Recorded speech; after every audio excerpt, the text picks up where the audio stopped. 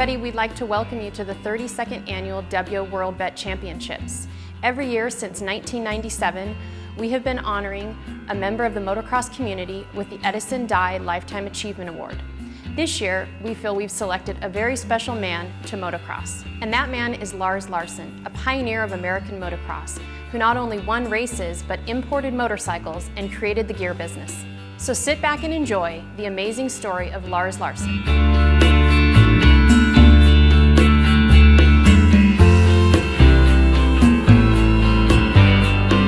My first trip to America, which is actually the only trip to America, I had a visa for a year, but that was back in '67 and I'm still here. So I landed in Chicago.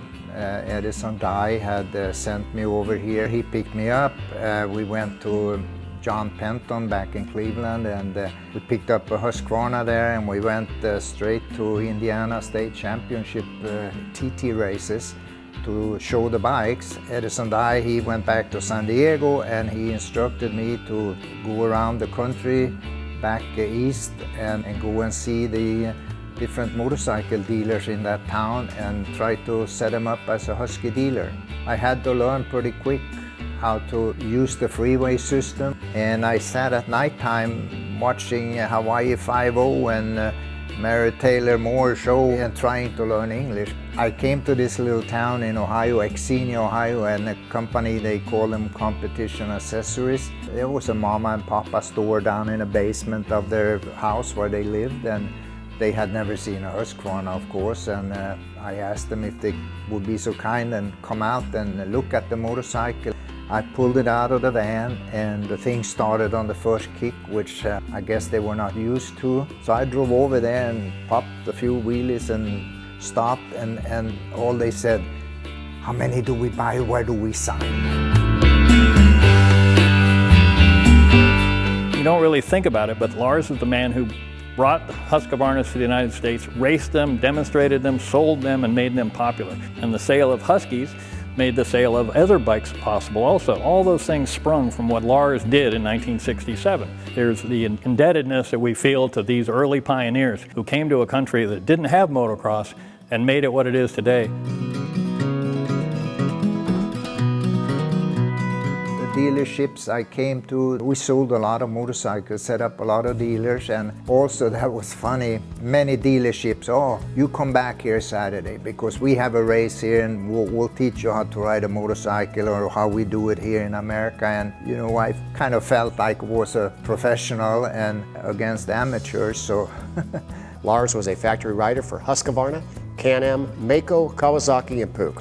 Mr. Larsson was the first CMC #1, winner of 4 out of 5 500cc Trans Am events in 1971, a multiple gold medalist at the ISDT, a 3-time vet world champion, and he was inducted into the AMA Motorcycle Hall of Fame in 2001.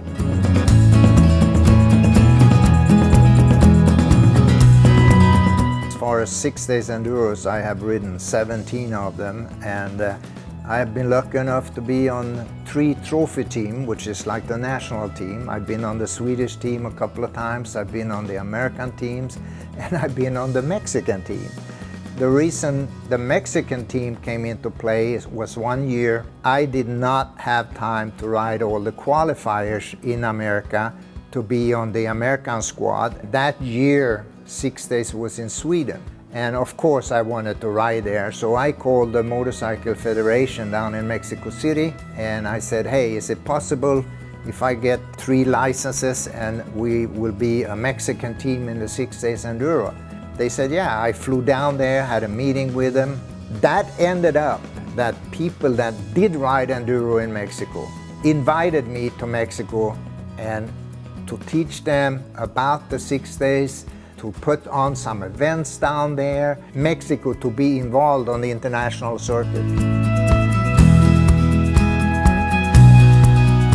In 1971, Lars had a titanium Husqvarna, and we're not talking like a little bit of titanium, we're talking about titanium handlebars, we're talking about a titanium frame. He won 4 of 6 races in the Interam series, and then when the series was over, the AMA banned the titanium bike. but it was a dream to ride. I won 4 out of 6 races that summer on that bike, and people ask me how was it to ride. Well, obviously it was a dream machine. It was with a 400 engine. They made sure that after that summer events it was out loud, and I feel sour about that because it could have really developed into something nice, but I still have that motorcycle. During that first year that I was working for Husqvarna or Edison Dye, going around all over, we saw that, hey, they don't have the gear that we are using. I started to talk to Torsten and I said, I wonder if I can stay in this country and we should maybe open up a little business. And we were talking about that. So we said, okay, let's try that, but we need to have a lady with us. We know nothing about doing bookkeeping, taking care of papers and stuff. And we were lucky because Birgitta Berlin, she was a lady from Sweden that worked for Edison Dye. And so we went into her and said, hey, Birgitta, you got to come and work for us because we're going to open up a business. So the 3 of us put up the money and started what was called Torsten Hallman Racing. And we opened the door 1st of August in 1968, and we brought all the gears from mainly from Sweden to start with, where the people were making all these pants, boots, gloves, shirts, you name it, and it just went from there. When I was a young man just starting out in motocross in 1968, I looked up to the European Ironmen, and they were my idols. I wanted to ride like them, I wanted to be like them, I wanted to dress like them. When I started racing against Lars many years ago, it was not a surprise that he was much faster than I was and that he would lap me. But what was a surprise was that I wore Torsten Hallman leathers. He started Torsten Hallman Racing. I rode a Husky. He was the first rider to bring a Husky to the United States. Lots of the things that I did to emulate riders, I emulated Lars Larsson, or I wore Lars Larsson products, or I rode like Lars Larsson. Lars Larsson was actually the inspiration for the Edison Dye Lifetime Achievement Award. In 1998, at a banquet in San Bernardino, Lars got up in front of the room and shared a story about how he and Bent Auberg had visited a man in San Diego at his home, and when the man came to the door, the man broke down in tears. That man was Edison Dye, and he had not seen these motocross legends for years and years and years.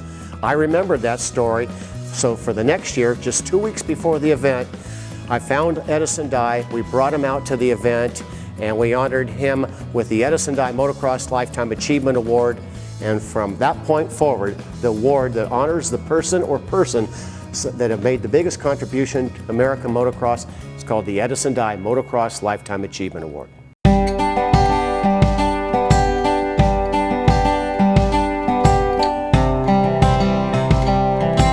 I started my first racing in 1959 and I never stopped. So this year it was my 57th season straight that I've been racing.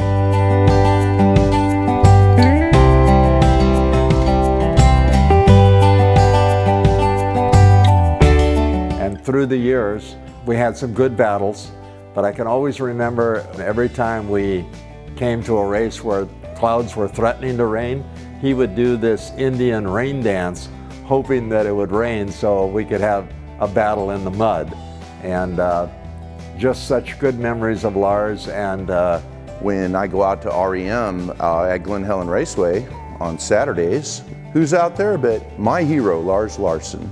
Lars is just an amazing guy. At age 75, he's out there running with us crazy 60-year-olds week in and week out, and we're still chasing his tail. It turns out that Lars is 75 years old, still races motorcycles today. I can go to the track, Lars will be there. And he's out there every week hammering out the laps. I mean, I'm impressed by the fact that he's gone not just farther than I've gone, not just better than I am, and not just longer than I am, but the fact that he still wants to do it at the age of 75.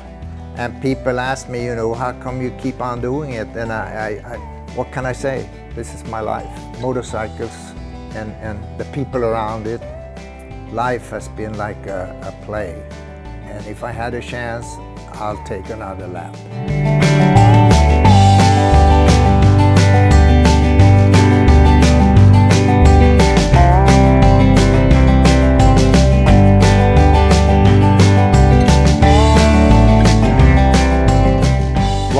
Larsson, I'd like to congratulate you and acknowledge your life and career in motorcycling with the 2016 Edison Dye Motocross Lifetime Achievement Award. And those of you that ride, I hope that you too can enjoy 60 years of motorcycle racing.